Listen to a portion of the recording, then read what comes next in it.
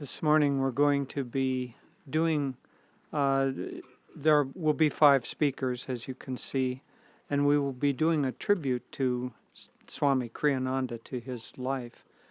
But I wanted to thank David. I assume it was you who chose those 2 songs. They were absolutely perfect. They kind of summarized the whole of the theme, not just of Swami's life, but of what he has created. Blessed is the life when the heart is open to God's love, and also blessed is the life that's led in complete attunement to the will of God. The 5 of us, I would have to say, have had our lives entirely defined by our relationship with Master and with Swami.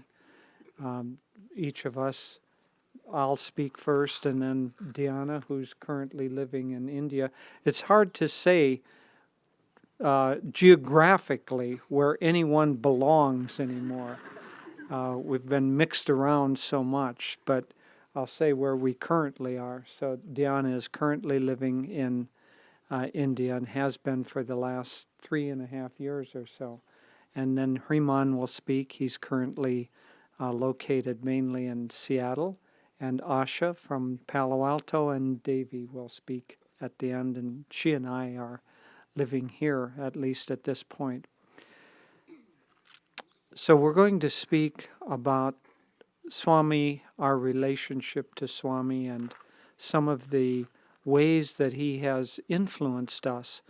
But as he did yesterday, he didn't want to speak just for himself, just about his life, his relationship with Master, because it kind of like something in parentheses is closed on both ends that way.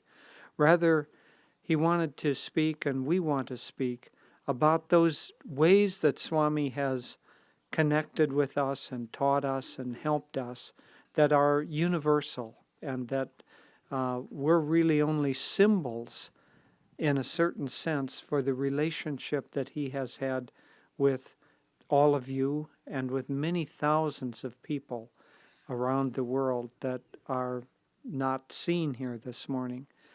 I first met Swami in early 1967, a little over 41 years ago, and literally my lessons with him began at the very moment that I met him. He introduced, I had found, my brother-in-law had found his address after reading the autobiography. He was talking with someone about how wonderful that book was, and this person said, well, I know where there's a direct disciple of Yogananda who's living in San Francisco. We were in San Jose at the time, and gave us his address. And we went one Sunday afternoon and knocked on his door, and he opened it, a little apartment in the avenues in San Francisco, and he introduced himself. We introduced ourselves, and he invited us in and said, I'm working on a project. Would you like to help? And when I said yes to that, that was the beginning of a long life of association.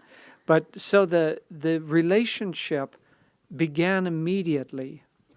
Not only was he inviting me to join with him, and he's made that same invitation, as I've said, to many thousands of people. So that invitation to join with him, but that after that very afternoon, he did 2 things. One, we worked on his project, which was he was doing classes in San Francisco, and he was sending out a mailing.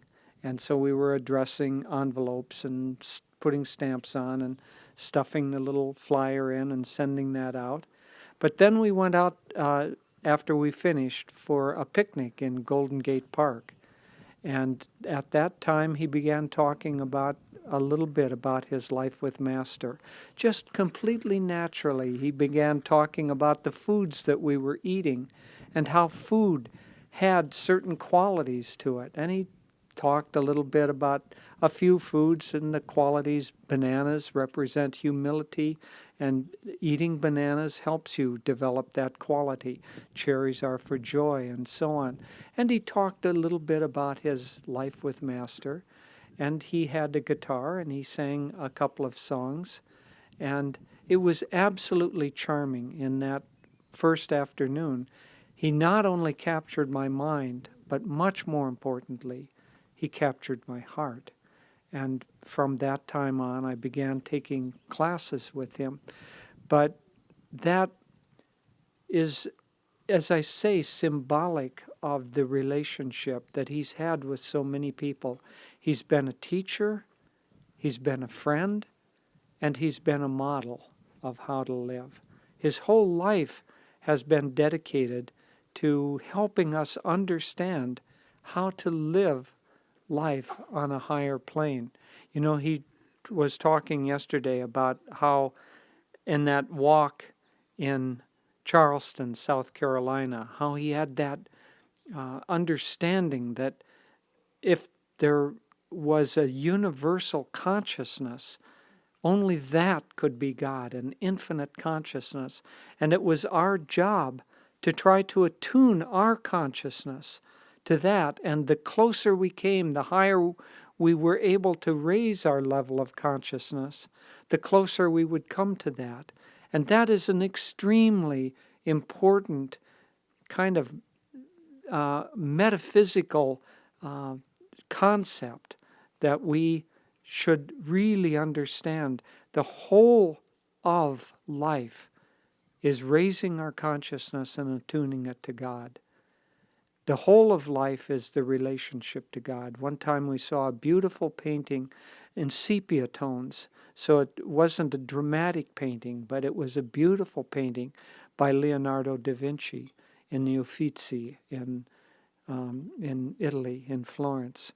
And in that, there was the Madonna, and she was holding the baby Jesus.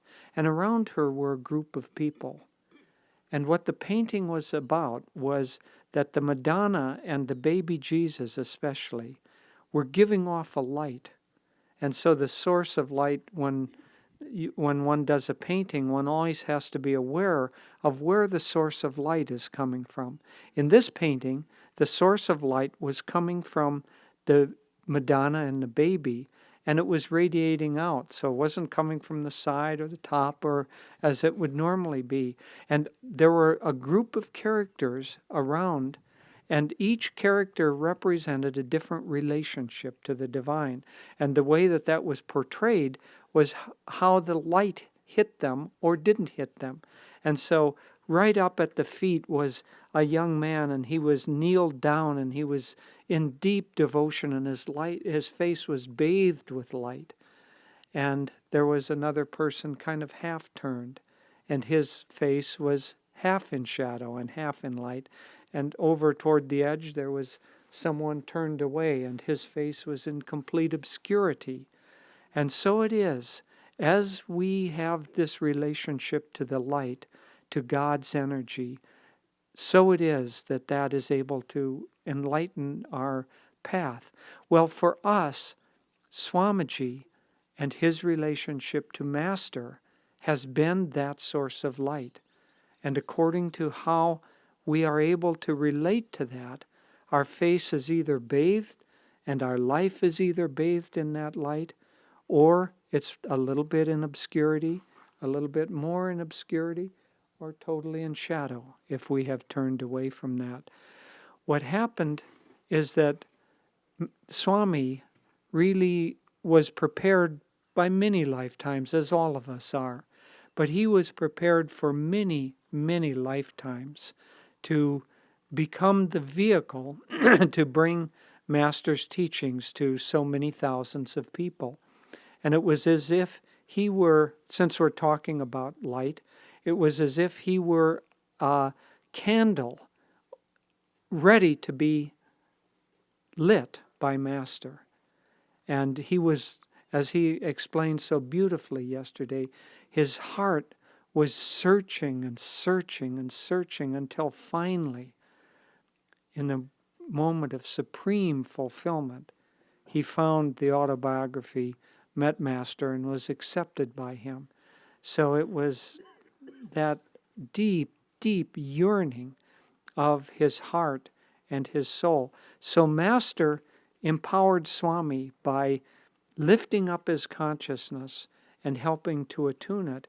And that is, in essence, what he has done for all of us, and in essence, what we must do in order to make our lives also be meaningful. We have to, one, accept kind of the spark or the enlightenment or the uplifting energy that has come to us from our spiritual lineage, the whole of the line of gurus, but especially Master and Swami, and lighting our consciousness, and then we have to help carry that light on to others. That's the way of God. That's the way of this spiritual path.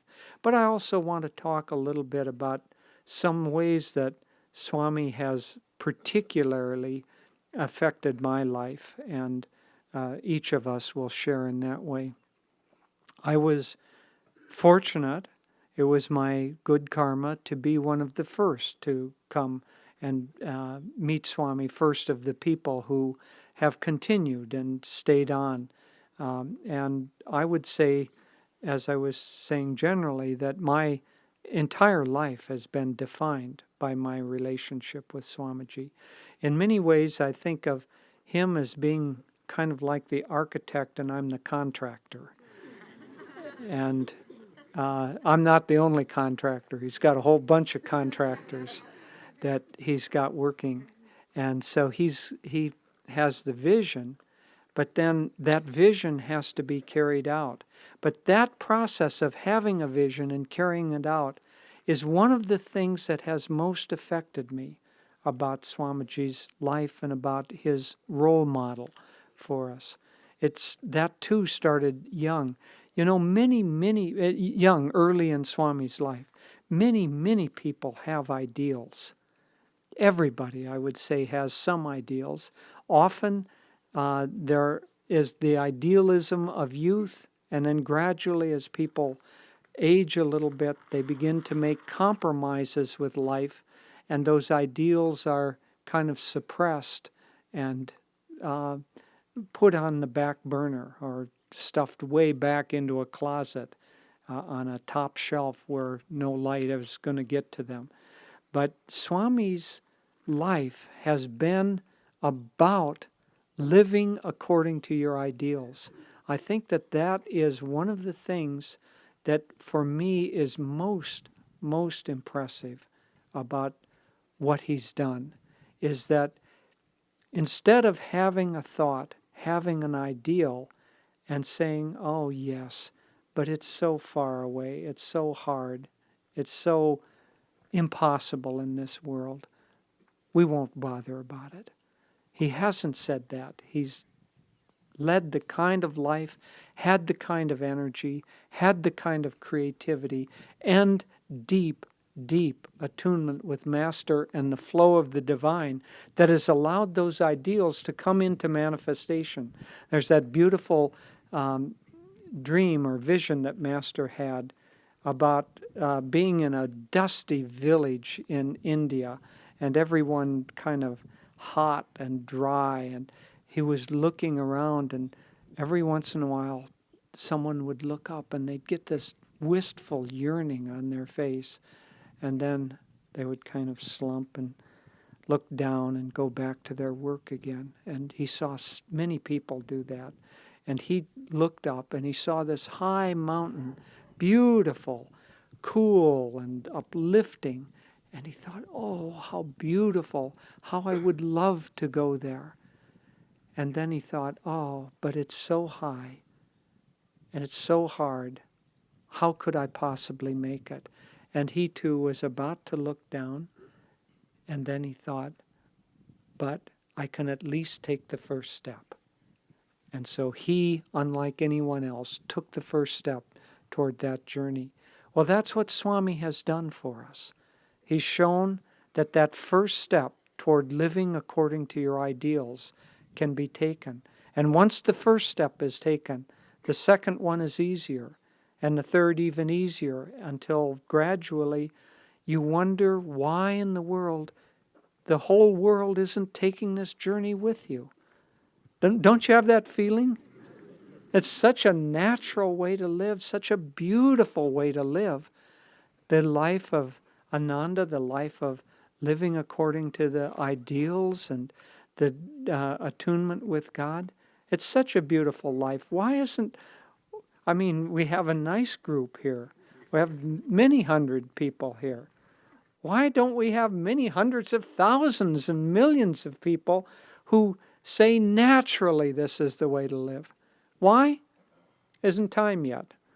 A few hundred years into Dwapara, and people will begin to accept that this is the natural way to live. For the beginning of Dwapara, we have the blessing, the great blessing, of being able to create a model that others can not only live by but improve upon. But that has been, above all else, what Swami has done that has so inspired me, is that he has lived according to deep attunement with Master, and then he has said, it is not just an ideal, it is not just a dream, a vision, but nothing that can be practical. He has said, we can live this way, and he's shown a model of how to do that. And that taking from, so it's, what it really is it's taking the ideal is on the causal plane. And then most people will touch a little bit on that causal plane. They'll catch that little ideal, but then that's the end of it. But then that ideal has to come down into the astral plane, meaning that enough energy and thought and consciousness and attunement and accepting the flow of the divine has to energize that ideal, and then when it's sufficiently energized, it can be produced on the material plane. And that's been the life of Swami. He's in many ways, he's lived more in the causal plane than he has on the physical plane. And so he's kind of a causal astral being, and thankfully the rest of us are more physical astral beings, and so we have a role in this too. And so he's allowed us to carry on the work of creating this beautiful life.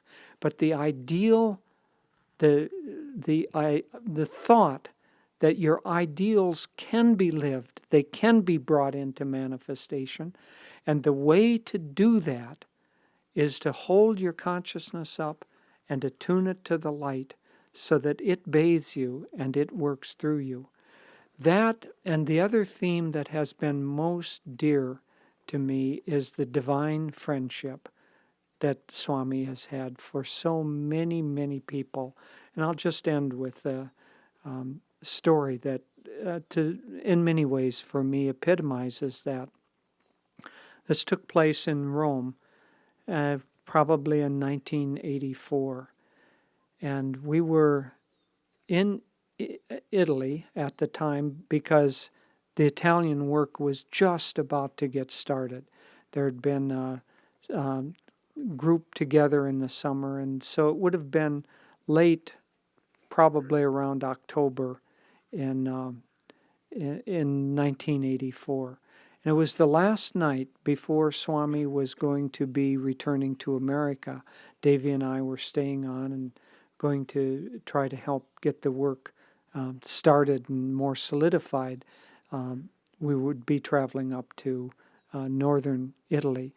But this particular night was a night where we had gone out for dinner at a dear friend, with a dear friend in Rome of Swamiji's. And she had been a long-time friend of his.